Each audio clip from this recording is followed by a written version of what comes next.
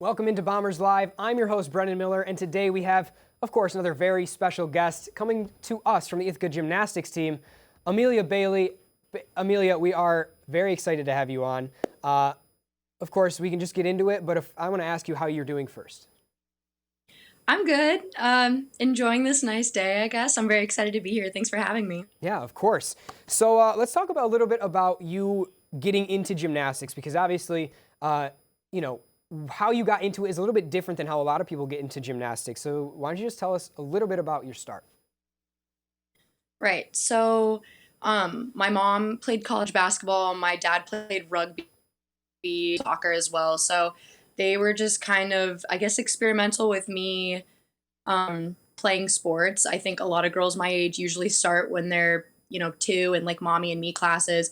I started when I was 10 and I got put into soccer kind of young, and all the little kids like run after the ball on one side of the field, and I was doing cartwheels on the other end, not paying any attention, not giving anyone the time of day because that's what I wanted to do.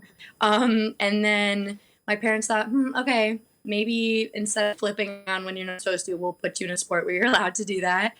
And that's kind of how it started for me. Love that. Usually the expression is, picking daffodils out in the outfield, but, doing cartwheels on the soccer field obviously works just as well. When you were coming up, and obviously I've had to do my research too, you were tabbed as one of America's top 100 in your age group on the beam, right? Is that correct? Right. That's correct. Yeah, that again, just based on like how my story started, I never thought that was possible for me. I honestly had very little expectations going into it. I think because I was so old and it was kind of just like this extracurricular that was fun for me. I liked flipping around on the soccer field or like in my living room, like all over the place. And I think it was kind of what started as like an after school kind of thing for me turned into my passion. And me getting into America's Top 100 when I was in high school was like kind of unheard of for me, I guess. Like, I don't know. I never thought that that was even in the cards for me. I never thought college gymnastics was in the cards for me. And I, knowing that my journey is a little different and then still being able to accomplish those things, it makes it mean that much more to me, I think. Yeah, so you mentioned not really, thinking that college athletics were, in the cards for you. So what actually changed there for you to be able to, come to Ithaca and obviously be on the gymnastics team? Right. So I kind of, like I said, was just doing it as like an after school thing. Mm-hmm. Didn't really think much of it. It was just fun for me. Realized that I was kind of progressing quickly, and I don't want to say doing better than people thought I would, but progressing quicker than most people would, especially at how old I was. And I ended up switching coaches when I was 14, and I had to try out for his team, and he specifically wanted 10 girls on his team, and that's it. And I was the 10th one. And I think I was kind of like an outcast even doing that because all these girls had been working with him since they were really little. And I came in super old, kind of far behind from where everyone else was. And I think when I started working with him, that's really when I would say my career kind of took off for me. And he basically sat me down after I tried out and he was like, look, you have potential, but you're so behind, you're going to need to work. And I think that's what I did. And like I said, really was not even in the cards for me at that point. I knew that I had to kind of step up my game and take it a little more seriously if I wanted to reach my goals. And once I kind of finally recognized my ability, I guess, in myself, then I knew that like that's what the next step was. And that just seemed pretty easy, I think, for me to make that step. I ended up doing high school online so I could train more and get to the point where I would be competitive enough in college coaches' eyes and get recruited. I had like a little injury along the way that was kind of a bump in the road, which also plays a big part, I think, into my journey. But I would say starting to take it seriously and training with that coach when I was 14 definitely took off my career. So let's talk a little bit about the injuries and stuff that you mentioned, because obviously it's something that a lot of athletes deal with.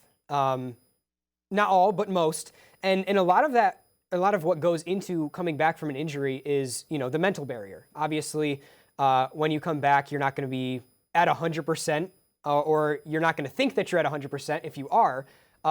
So What is that kind of like? Like what is it like coming back from a pretty big injury and being able to return to that 100%, not only physically but mentally as well? Right. So I kind of had like a freak accident on bars. I flew off and I landed on the concrete that was not covered by anything and essentially shattered my foot, to not be too graphic.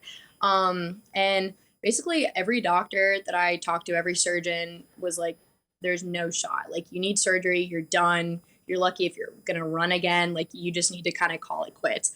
And I think at that point, I was like, okay, like maybe this is the universe telling me that this really isn't for me. And so I got surgery. I did like my recovery process. I had to learn how to walk again when I was like 16, which was really like a weird experience. Like everyone else was on like spring break and I was learning how to walk again, which was very odd. And I think my morale was like really low. And honestly, my mom was like, why don't you try? Like, why don't you just try it? And if it doesn't work, then it doesn't work. But at least you know that you went after it and you gave it 100%. And again, like everyone was telling me there's no shot kind of thing. Like figure out some other passion, you figure out college, whatever. And I asked my coach, I was like, hey, I think it's a good idea if I come in and just start conditioning and kind of getting back into it. And I ended up being able to come back and kind of like, I don't want to say beat what the doctors say, but I don't know. I'm a gymnast. I'm stubborn. If someone tells me to do something, especially a doctor, I usually do not like to listen to it. So I don't want to say I wanted to prove people wrong, but that was definitely a motivation for me. And I think, like I said, my morale was so low after that because I think up until that point, gymnastics was like my life. Like I said, I public school. I was just doing school online. I had given up like this quote unquote normal life to try and pursue the sport and pursue my goals. So when that happened, I was like, okay, did I just waste my time? Is this really what I'm supposed to be doing? And I was definitely questioning if I was on the right path and if I had made the right decision based off of like my friends that were my age. But I think coming back and giving it a go and obviously having it work out for me was definitely a plus and definitely made me realize that I could do it. And I think it honestly pushed me harder to kind of get back into it quicker once I realized, hey, I could kind of do this and still reach my goal. And it can be a part of my story, but it doesn't have to be the end of it. Yeah, love that. Absolutely.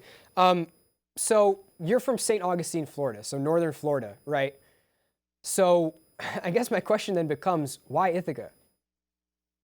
Why Ithaca? Okay, so I guess I have like two answers. So for starters, I originally came into school doing screenwriting in Park, which Hmm. was obviously a huge factor. I think my mom and my entire life was like education comes first. This can be a hobby, but you're gonna get good grades and you're gonna go there for the right reasons, obviously. And then I got recruited by my head coach, Rick Sutterby, and so I think because they had I don't know, it had the best of both worlds. I could study what I loved at the time and then still continue to do gymnastics. And I also, I've moved around so much as a kid. I'm like an army brat. So for me, I was kind of looking for a change. I don't like to be in one place for too long. So I guess I just chose the polar opposite of where I was currently living. And that worked for me. And it's been great ever since. So, Yeah, quite literally the, polar opposite weather-wise as right. well. So, I just want to talk about a little bit outside of Ithaca too, because if I'm correct, you're a pretty big skateboarder, right? I like skateboarding. Yeah. I saw it on the wall, so I felt like I had to bring it up. And now that the weather's getting nicer, obviously, you gotta get out Right. there.